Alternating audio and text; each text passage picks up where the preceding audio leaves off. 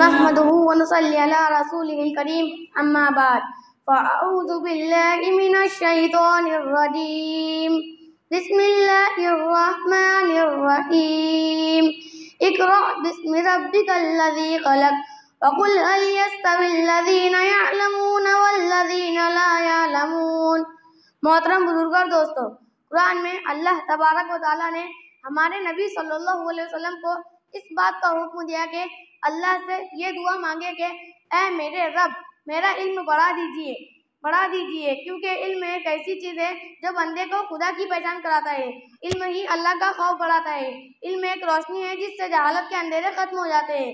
علم ایسا مخلص دوست ہے جو کبھی دھوکہ نہیں دیتا بلکہ وہ انسان کی حفاظت کرتا ہے۔ قرآن میں اللہ تعالیٰ فرماتے ہیں کہ اللہ سے تو علم والے ہی ڈرتے ہیں۔ علم سے انسان کے اعمال صحیح اور قبول ہوتے ہیں۔ عالم اور جاہل ہرگز برابر نہیں ہو سکتے۔ ہمارے نبی صلی اللہ علیہ وسلم فرماتے ہیں کہ ایک عالم ہزار عبادت کرنے والوں سے افضل ہے۔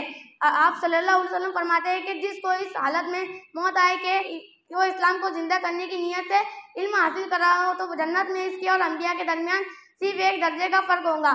اللہ تعالیٰ ہم سب کو علم سیکھنے سکھانے کی توفیق عطا فرمائے۔ آمین۔ وآخر دعوانا الحمدللہ رب العالمین۔